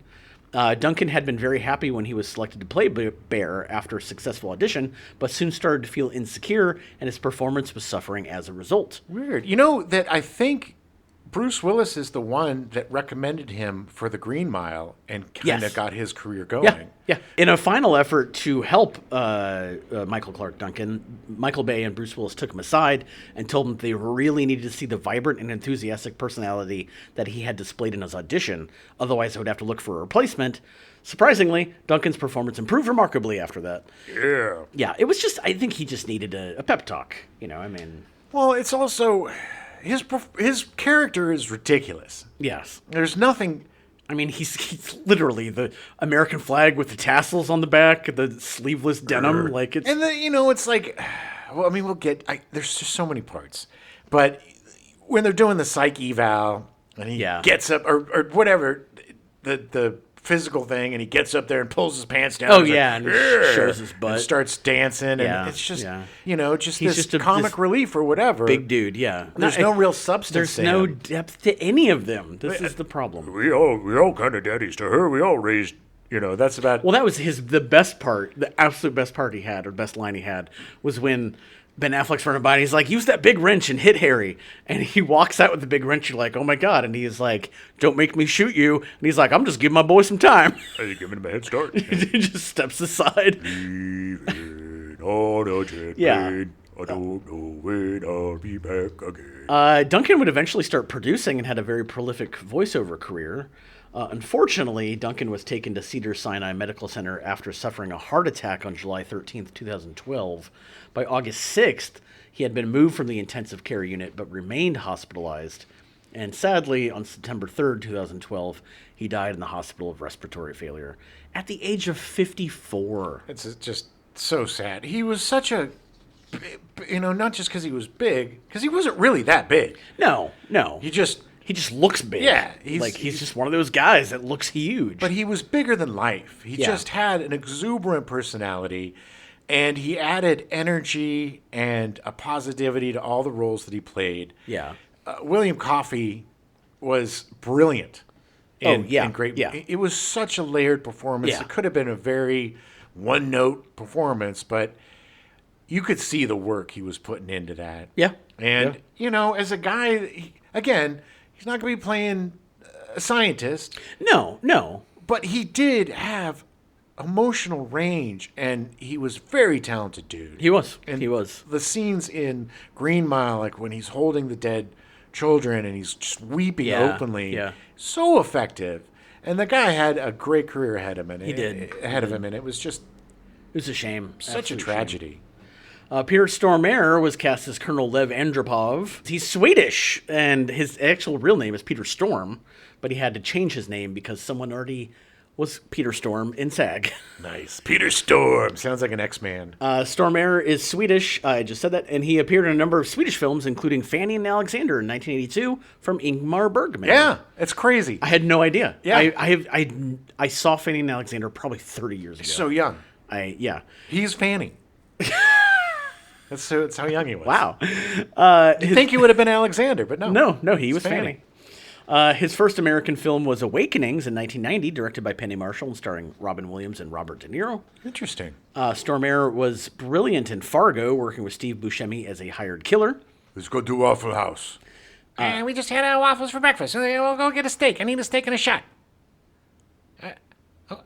Okay. We'll go to the Waffle House. My favorite story about Peter Stormare in Fargo, and I assume at some point we'll cover Fargo and I'll reiterate the story. Of course. The Coen brothers write in all the pauses and ums and ahs and stuff, and you as an actor, they want you to read it exactly the way they wrote it. And he was correcting everything, and they kept stopping and being like, what's wrong? Are you not remembering the lines right? And he's like, well, the script is like, words are not right. And he's like, no. They're like, no, read it the way it's written. And he did, and he was like, I get it now. Yeah. Like, it makes sense. Yeah. But anyway, I love that. It's more about the Coen brothers, but I just love that little story. Well, it's also nice that he adapted. He got it. Yeah. He's just he's great in Fargo. He's great in The Big Lebowski. Yeah. He's just great in everything. He's great in this as the sweaty, gross, so great Russian. In this. Again, taking a part that should have just been a one little scene and then running away with it. The fact that they brought him, I was so glad that they brought him into the fold. The fact that they brought him in, and they just happened to have an extra suit that fit him perfectly. Yeah, why not? Yeah, we brought in an extra Russian. Or heavy one Russian. Yeah. It was just, and then, you think you're going to save world and me be bad for Russia? I save world for Russia. You not save world, I save for Russia. I love it when he's like, Jessica Steen, Weeks, I think her name was Weeks. She was like trying to fix the thing, Watts. and he's like, Watts. He was like, I need you to please get out of way so I can fix this. I have to move you. And then he just kind of shoves her out of the way, not in a mean way, but then he just smacks the hell out of it. But he's like, he gave her like 4 warnings. He made this movie much more watchable than if he was not in it. And that's the thing, is you have all of these really great actors that are having to recite the dumbest dialogue. I mean, it was basically akin to reading the phone book. That's how good the dialogue was. Yeah, that's true. So he just never stops working. He pops up in tons of projects. He'll next be seen in the upcoming TV show So Long, Marianne, about Leonard Cohen and his romance with the woman who inspired the title song of the show. Nice. He's brilliant in everything that he does. And he literally is in like 5 or 6 movies a year. Like he must constantly working. He must be a really nice guy too. Yeah. To get that much work, because jerks don't work that much. That is true. Ken Campbell was cast as Max Lennart. the little mama's boy in the movie. Campbell started training at the Second City in Chicago in 1983 and was still working there when he was cast as Santa in Home Alone in 1990. Oh, okay. Yeah. He played Animal for 3 years on the Fox television series Herman's Head from 91 to 94. I remember Herman's Head. Oh, yeah. I did too. I remember watching that and being like, oh. Yeah, he made a memorable appearance as Man in Hall in Groundhog Day in 1993. Man in Hall. Yeah, literally, that was his name in the... It's just at one point he just gets punched. It's great. A lot of people got punched in Groundhog Day. They did. Unfortunately, Campbell has had to put his career on hold for a little bit. In October 2023, Campbell was diagnosed with cancer. After securing money through a fundraiser, he underwent surgery in December of 2023 to remove a tumor that had been grown on the bottom of his mouth. Oh, my God. Yikes. Oh. Yeah. So I think he has recovered, or he is recovering, but he obviously hasn't done any acting. It's so funny. I mean, that's not funny at all. No, that's not funny at all. Funny. That's tragic, and I hopefully he gets better and gets back on the horse, and because I'd love to see him and stuff. But for the longest time, I thought he was one of the Murray brothers, like Bill Murray. Yeah, no. Because I think he was in something with Bill Murray. He also looks a lot Groundhog like one Day. of his. He was in Groundhog Day, but I mean, I He's also got the Chicago kind of thing to him. Yeah, I don't know where he's from, but no, Chicago. He definitely has that kind of Bill Murray. He does feel to him, and he was fun in this, but it's just again a small, like thankless. No depth. I mean, the biggest was that he got a tattoo with his mom's name, and then oh, that's so sweet, honey. And then he died. I mean, like because Dummy didn't put his helmet on. I know. Well, why would you not be wearing your helmet? He still would have died. He could have gotten out of there. I disagree. Could have gotten out of there. Jessica Steen was cast as First Lieutenant Jennifer Watts. Yes, one of the woman. two women's in the movie. Yes, they had the. Well, don't forget Shawnee Smith. Oh, you're right. I forgot about Shawnee Smith and Grace Zabriskie. But yeah, it was like the token woman on the crew. Yeah. They gave her nothing. Michael Bay is a fairly misogynistic director. At least back then he was. I mean, there's never been any real strong women parts. You know, I think Liv Tyler, by the grace of her charm and her comedic ability, was brilliant in the beginning when she was giving the tour to the Japanese investors. Oh, yeah. So funny and so engaging. And then they just destroyed her part by just making her the weepy idiot. Yeah. You know, there was nothing, you know. They didn't know what to do with her. I mean, it literally was like, well, your whole family's in space now, so just sit there and cry. Sit there and look sad. And yell at them to do stuff that they literally can't do because everyone's in space. Yeah, it was a crime. Yeah. And again, with Jessica Steen, they gave her nothing. Nothing. No. She could have had a much better part, but she lived at least. Yeah, she made it back. But she didn't get to go out of the spaceship. She didn't get to participate in any heroic things. She was just there to be like, nah, don't shoot him. I don't know. I mean, was it Alan Shepard, the one that stayed on board? No, it was Michael something, when they landed on the moon the first time. Yeah. The poor third guy who had to just sit there and be like, well, I guess I'm not going to get to go on the moon. Why don't I get to go on the moon? Yeah. Yeah, women didn't fare well in this. No, they did not. Steen first appeared in Threshold in 1981, a sci-fi film starring Donald Sutherland and Jeff Goldblum. Never heard of it. Which I have never heard of either. In 1997, she appeared in Trial and Error, starring Michael Richards, Jeff Daniels, and Charlize Theron. Yeah. When they tried to make Michael Richards a lead actor, did not last long. No, he had a bit of a meltdown. He did. She's had a longer career in TV, appearing in dozens of TV shows.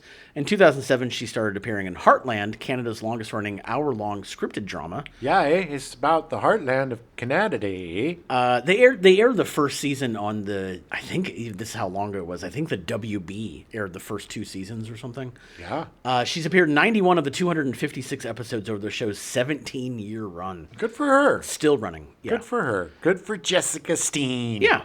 Keith David was cast as General Kimsey. Not David Keith. Nope. David has appeared in over 300 roles across film, stage, television, and interactive media. I have loved him since I saw him in The Thing. Yeah. And he is one of the funniest and greatest actors. Like, he can go from drama to comedy like nobody's business. He is hilarious in Rick and Morty. Oh, yeah. He was hilarious in Something About Mary. Oh, my God. How'd you get the beans above the Franks? How'd you get the beans above the Franks? But he's also so great because he doesn't. His comedy, he's so serious. Yes. Like, because he's such a heavy drama actor, but he's got such good comedic timing. Oh, my God. His timing is impeccable. He has a presence about him that he's got the gravitas, but he's also got the goofitas. Yeah. He can go from the most serious role to the most absurd role. Oh, yeah. And he will nail it. Every single time. He's so good. The Thing is my absolute favorite horror movie, one of my favorite movies ever, and it's because of him and his chemistry with Kurt Russell. Yeah, I mean, to be able to hold your own with the actors that he's on, he's so good. Yes. He's just so good. And just really good at portraying presidents and generals and authority. People with authority. Yes. Yeah. He just got that voice. He does, because you listen. You know that it's like, man, he's serious business. We're going to drop that bomb right now. That's why he's so good, and There's Something About Mary, because you're just like, I am not going to screw with your daughter because you scare the living daylights out of me. How'd you get the beans above the Franks? I adore him. He's just so good. And he also just seems like one of those guys that loves the business, loves what he does, and appreciates it. And he just seems, he's definitely a guy that I would love to have dinner with. Oh, yeah. You know the stories. Oh, yeah. He actually studied video of Colin Powell to research the part in Armageddon, which is ironic because I do not see any Colin Powell in his portrayal of General Kimsey. No, I see Colin Powell in Mars Attacks. I agree. He'll be seeing the upcoming crime thriller from J.J. Abrams' Duster, which I'd never heard of, and doing voice work in Mufasa, the Lion King live-action prequel. Listen to our episode about The Thing and our episode about They Live for more on Keith David. Yeah, we adore him. And he'll also probably be in upcoming episodes of Rick and Morty. Oh, yeah. As the president. Yeah. Oh, he's so good. So this is a long list, but there's a ton of other actors that appear in the movie. We don't have time to talk about everybody. So now Jim will list them. Chris Ellis, Jason Isaacs, Grayson McCouch, Clark Broley, Marshall Teague, Anthony Guerrera, Greg Collins, John Mahone, Grace Zabriskie, Eddie Griffin, Jim Ishida, Stanley Anderson, James Harper, Ellen Cleghorn, Udo Kier, John Allward, Mark Curry, Seiko Matsuda, Harry Humphreys, Judith Hogue, Stephen Ford, Christian Clemenson, Michael Bear, Taliaferro, Billy Devlin, Kathleen Matthews, J.C. Hayward, Andrew Glassman, Shawnee Smith, Dwight Hicks, Layla Roberts, Bodie Elfman, Peter White, Frederick Weiss, Matt Malloy, H. Richard Green, Peter Murnick, Andy Milder, Michael Kaplan, Charles Stewart, and James Fitzpatrick. A few names in there I actually recognize. And most of these people, you see them, you'll be like, oh, like, who's that person? Well, Jason Isaacs, from the Harry Potter movies. Yeah, he had a much bigger part in this than I remembered, which is why I did not include him in the script. But he's just a baby in this. He's a skinny young... he's so good. Yeah, he's very good. He's also... not very likable. No. As the snooty little blue pea. He's a super genius. But he's great. Eddie Griffin was really funny, walking the dog. Shawnee Smith was really great. Yeah, as like the girl he was trying to pick up on. Who was he? He's like, how long you been married? 3 weeks. This ring isn't worth anything. You want another drink? Yeah, I think I need one. She's great. She was in the Saw movies. Yeah. She's definitely recognizable. Grace Zabriskie is one of my favorite character actors. She was amazing she was so good in Big Love, and just she's been in a ton of stuff. Relegated to the battle axe in this. It was a pretty funny scene, but it was great though, and he just kept screaming at her. John Mahone played her. John, yeah. And he's a character actor. He's like, I like to name it after my wife, Dottie. Yeah, because she's a soul sucking. Yeah, it's so awful. And then they did. That's the funny thing is they did. Yeah, Udo Kier from every bad video game adaptation from Ule Bowl. I got to work with him on a movie, and he is a really nice guy. I'm sure. He's a really nice guy. He just looks like a weirdo and always plays weirdos. He had this exact same accent as my grandmother. And so, like, I just immediately was like, oh, I just want to take you home. Yeah.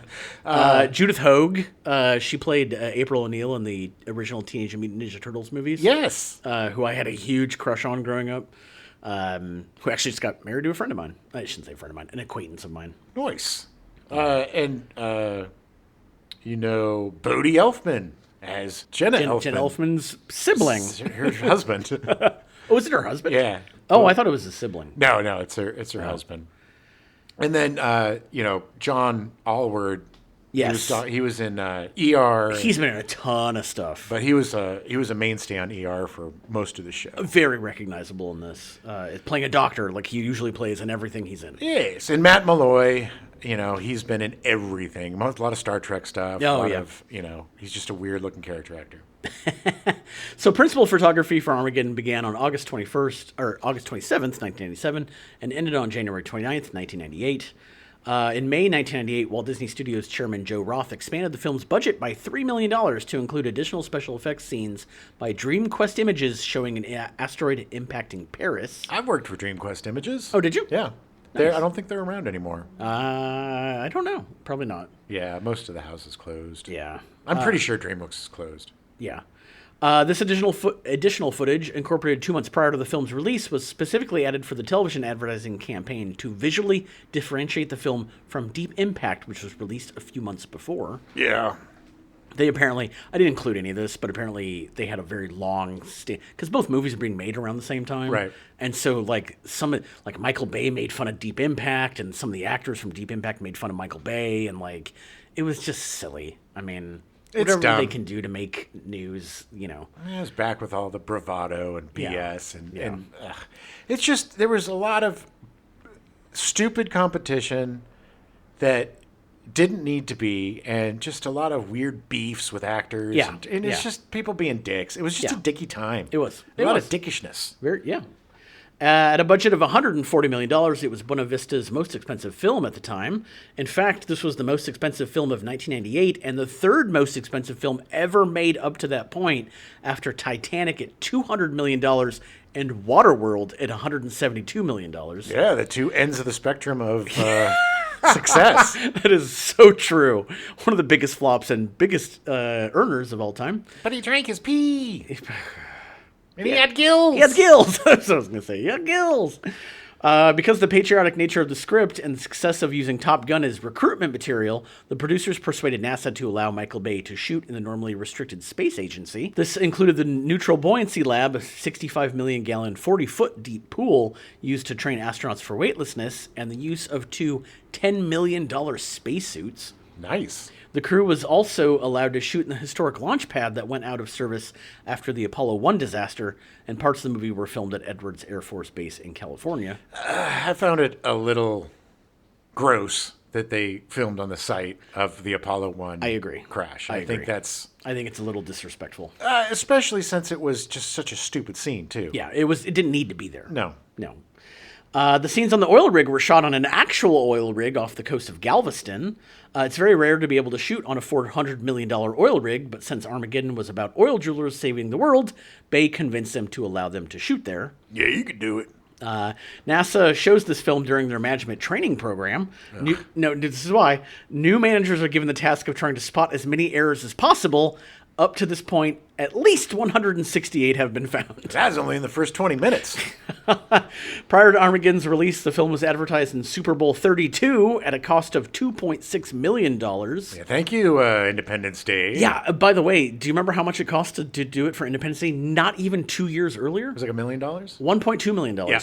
That is how much more the networks were like, hey, cash cow. Yeah. Armageddon was released on July 1st, 1998, Liv Tyler's 21st birthday, in 3,127 theaters in the United States and Canada. It ranked first at the box office ahead of Dr. Dolittle with an opening weekend gross of $36 million, combined with $54.2 million from its first 5 days. Upon opening, the film had the third highest 4th of July opening weekend at that time, behind Men in Black and Independence Day. Two much better movies. Yes. The film was dethroned by Lethal Weapon 4 in its second weekend, though it still collected a total of $23.5 million that weekend. It's weird to me to think of Lethal Weapon 4 and Armageddon being released around the same time. Yeah, it is weird. It's just weird to me. They're just so diametrically different movies. I love Lethal Weapon 4. Oh, yeah. Yeah, it's great. It's, I thought that the addition of Chris Rock was brilliant. Yeah. Yeah. In late July 1998, it surpassed its rival Deep Impact to become the highest-grossing domestic release of the year. The film grossed $201.6 million in the United States and Canada and $352.1 million in other territories for a worldwide total of $553.7 million. It was the highest-grossing film of 1998 worldwide and the second highest-grossing film of that year in the United States, finishing just behind Saving Private Ryan. Which also, again, weird to think that Armageddon and Saving Private Ryan were released in the same year. Yeah. Just odd. Armageddon received mostly mixed reviews from film critics, many of whom took issue with the furious pace of its editing. Due to the film's fast pace and quick style editing, Roger Ebert called it the first 150-minute trailer. The cuts last an average of about 1.5 seconds. The film is included on on Roger Ebert's most hated list. He and I agree on this. And I agree. It's not one of my most hated films. Yeah. But he hated this movie so much.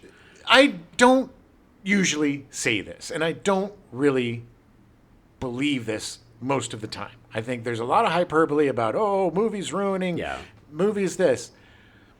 But I do believe that Michael Bay in this kind of movie has irrevocably harmed filmmaking. I agree. And there are so many soulless, and he's responsible for most of them. Yeah. Of these just soulless assaults on our ears and eyes that there's nothing worthwhile, really, to any of. They're just empty calories. That's not even to include the fact that Michael Bay's production company has the rights to all these horror movies that he keeps remaking, and they're awful. Oh, my God. All these great horror movies from the 70s and 80s he keeps remaking, and they're bad. Because it's bad commercial directors that get them. And I'm not saying like I said. No, David being Fincher. a commercial director doesn't make you a bad director. No, or a music video director. Yeah. That you can cut your teeth on that, and you can learn a lot of really great skills that you can bring into your feature filmmaking. But there's nothing there for commercials. There's no substance. And no director working today or in the past that I know of has less substance than Michael Bay.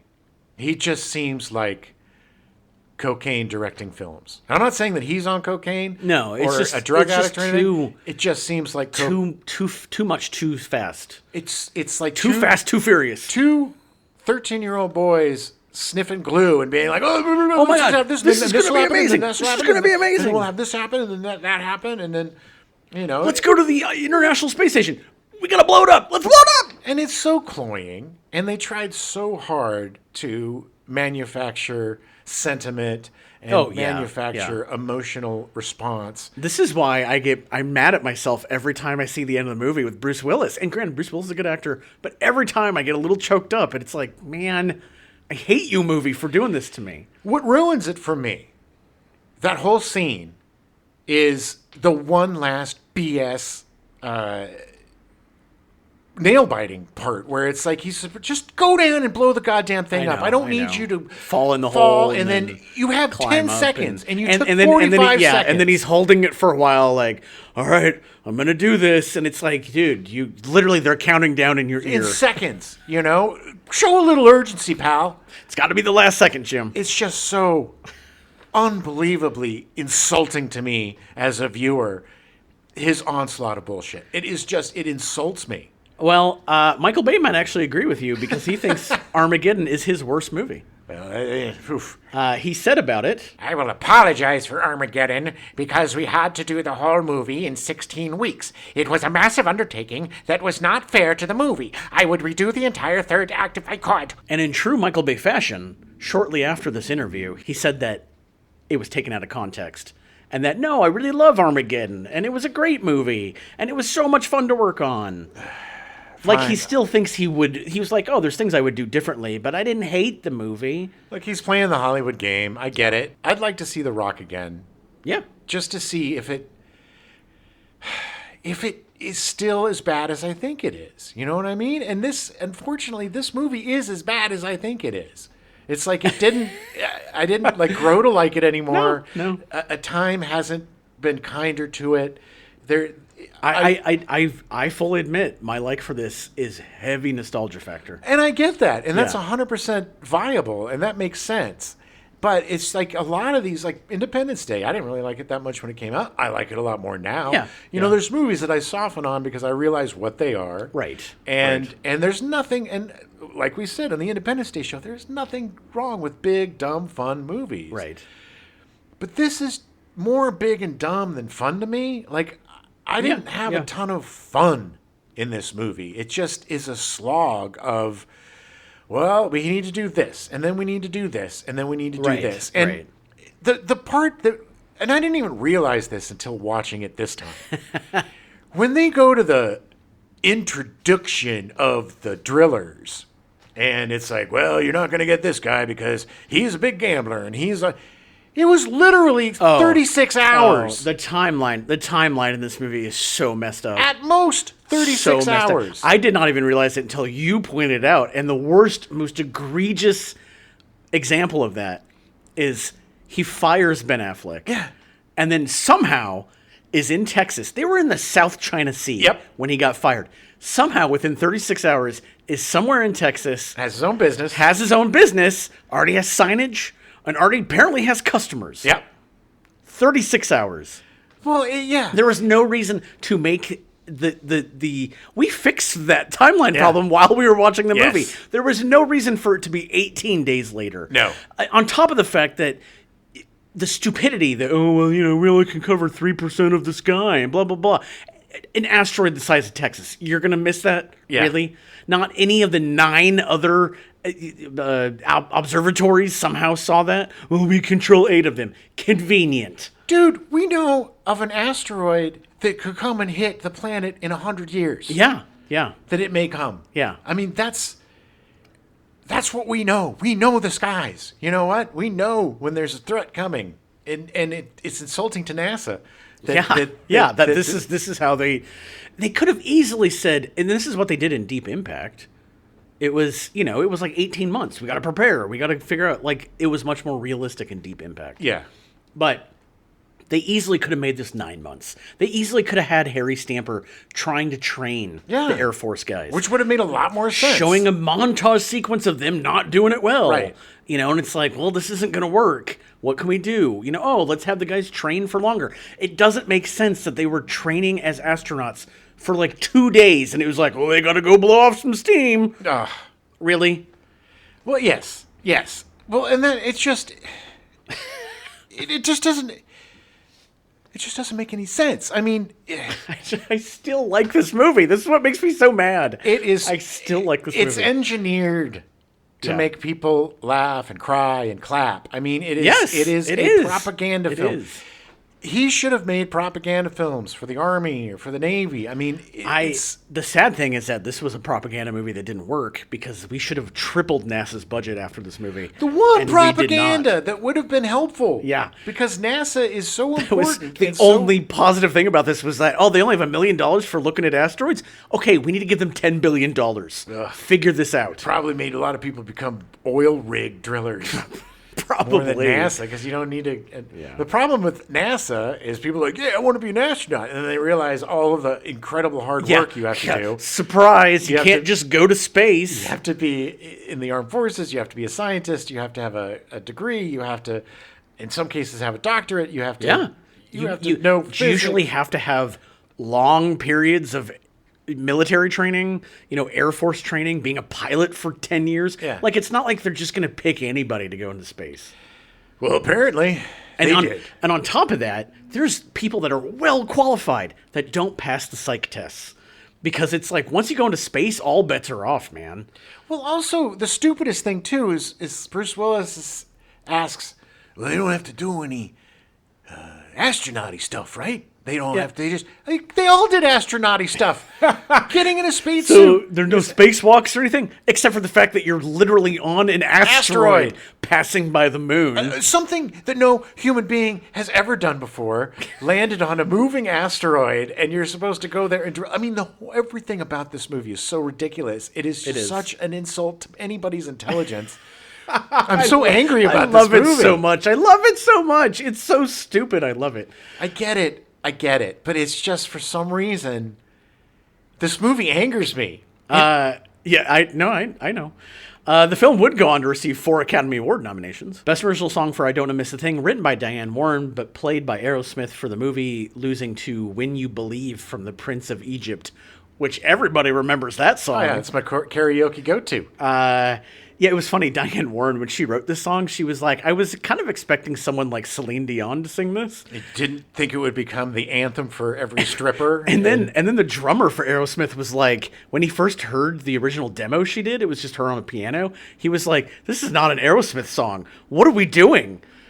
Anyway. I miss you, babe. Don't want to miss a thing. The song went on. It was huge. It wasn't even going to be released as a single, and then people were just so clamoring for it that they released it out into the world. Well, it was one of like the 5 resurrections of Aerosmith, yeah. Which I love Aerosmith. Much like Nicolas Cage, they just keep having more career. I mean, they've been through it, man. It was also nominated for Best Sound, but lost to Saving Private Ryan, as well as Best Sound Effects Editing, losing to Saving Private Ryan, and it was nominated for Best Visual Effects, losing to What Dreams May Come. Despite a mixed critical reception, the Criterion Collection, a specialist film distributor of primarily art house films that markets what it considers to be important, classic, and contemporary film, and cinema at its finest, released the director's cut of the film to DVD and Laserdisc. Now, did we watch the director's cut? No, I don't think so. Okay. Maybe it's better. It's possible, because this is the thing. The one we watched had Charlton Heston narration at the beginning, and I was under the impression that was in the director's cut. Okay. But you seem to remember it being, yeah. and part of me is like, if that wasn't the way it was in the original version, it would have been really confusing what was going on. Oh, yeah. So I'm pretty sure that was just the theatrical cut we saw. And I don't remember there being any extra scenes or anything in it. So right. I mean, I wouldn't know. I've only seen it. Right. I know I definitely owned the Criterion Collection of the director's cut. Nice. I know I did. This was the last feature film released on Laserdisc home video for the Criterion Collection, which began producing Laserdisc editions of films in 1984.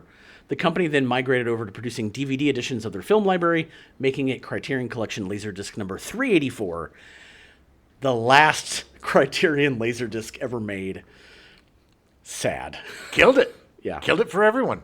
In an essay supporting the selection of Armageddon, film scholar Janine Basinger, who taught Michael Bay at Wesleyan University, states that the film is a work of art by a cutting-edge artist who is a master of movement, light, color, and shape, and also of chaos, razzle-dazzle, and explosion.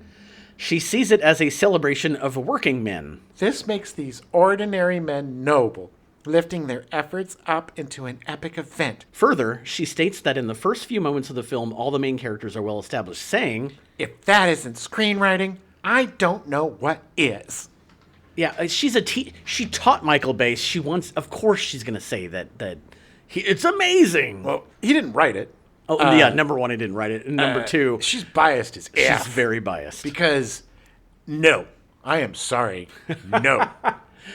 No. I'm going to bookend the episode by saying I agree with everything you're saying, yet I still love this movie. That's fine, man. And you're not alone. You're not alone. Tons of people love this movie. Most people love this movie. It's still beloved. It is a movie you can turn on and literally turn your brain off. Never have to think about it. It's much more fun watching it with friends. Yeah. It's much more fun in a social setting than just sitting by yourself watching it. Because if you sit by yourself watching it, you're just going to get thrown into a tunnel of hatred because you're going to be like, none of this makes sense. Yeah. Why are they talking like this? The fact that the movie starts and in every shot is a second and a half or so, it is so exhausting by the end. There was a point when I turned to Jim and I was like, well, there's still an hour left in this movie. And it was like, they were just going to space. Why? Why is the third act so long? Because of all of this manufactured BS tension that he is insistent upon pushing on us. We don't need... Look, it just goes to show that he doesn't trust himself as a storyteller. Oh, no. Totally. Because he has to come up with gimmick after gimmick after gimmick after gimmick and exploit people's emotions in the most base and simplistic way possible. There's not an ounce of sophistication or intelligence in this movie. Yeah. And it's a NASA movie. Yeah, I know. They've done it. The fact that It's they call it a world killer, a global killer, instead of an ELE, an extinction level event, which is actually what they call it. Yes. Scientists don't call it a global killer. Scientifically speaking, it's an Earth go boom boom. And it's just, it dumbs everything down to the point where it really insults my intelligence. Yeah. It makes me think that Michael Bay thinks I'm the biggest idiot on the planet. And look, I had a deep hatred of this movie at its inception, and it just has gone from there. And I understand. It's not a movie like Independence Day that I've seen subsequently and has grown on me, and I can enjoy it on the level that it's meant to be enjoyed. Yeah. This movie angers me. It angers me watching this movie. It angers me what they do to Bruce Willis. It angers me what they do to NASA. It angers me what they do to science. And it is an onslaught of cacophonous sounds and just this visual assault on the eyes that doesn't stop until the credits pop. My response to that is, it's a movie. And you're right. I'm wrong. You are right. It's not. I mean, I think that your opinion is 100% valid. I mean, because in fact, I kind of agree with you. And look, I am not a snoot. No, I know. I love big dumb movies. Yeah, I love them. This one's just a little too dumb. It's a little too big and a little too dumb. Yeah. And it doesn't. For me, I don't feel like these people are having fun making this movie. I would agree with that. I see like everybody That's a big difference with Independence Day, where it seemed like everybody was having fun. Well, sure, and you have interesting actors in this, great actors. Yeah, but they're just doing their stuff. They're just getting through it. They're not. Jeff Goldblum having fun. Every one of them was like, "I'm doing this for the paycheck. Exactly. Doing this for the paycheck. Just remember, I'm doing this for the paycheck." Steve Buscemi saying he needed a bigger house is the most prescient quote of this entire show. Yeah. The things that really piss me off about this movie are the whole psych and physical evaluation of the miners. Yeah. Which is just stupid. And none of them would pass. And none of them did pass. No, none of them passed. And it's just dumb bits. It's like, why? Why are you uncomfortable, Will Patton? Why are you comfortable in a small room? We just need to see it happening. Why are you crying so hard, Michael Clarke Duncan? Oh, because it's funny to have the big guy, tough guy cry. Yeah. Why? People will find it funny. The fact that these guys go to a strip club, they're told, hey, have one more night out, but they don't have any government people go with them to protect them. I mean, it's only 14 days before the end of the world. And they get arrested and they are thrown in jail and there's nobody there to stop that from happening. It's incredulous. Yeah. There are many, many holes in this movie. It stretches credulity so much in this movie that it hurts. It physically hurts me. All right. Well, on that note, we'll be back next week. We're going to do our stepdad show. We'll talk about more Doom movies. And the fact that this finally, we found a June Doom movie that filled Jim with doom. Oh, my God. I wanted the world to end. I was praying for an asteroid to come hit the Earth. Oh, man. All right. We'll catch you next week. 'Cause I miss you, babe, and I don't want to miss a thing. Bleh. Even when I close my eyes. There's a difference to me between this and Armageddon. Yeah. Like, Armageddon... Wait, no, you mean... sorry. What an idiot. Coffee's got to kick in.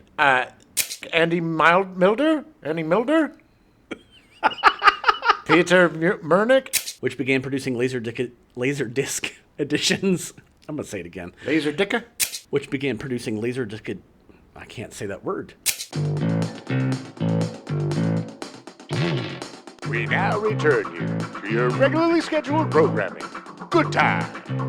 Already in progress.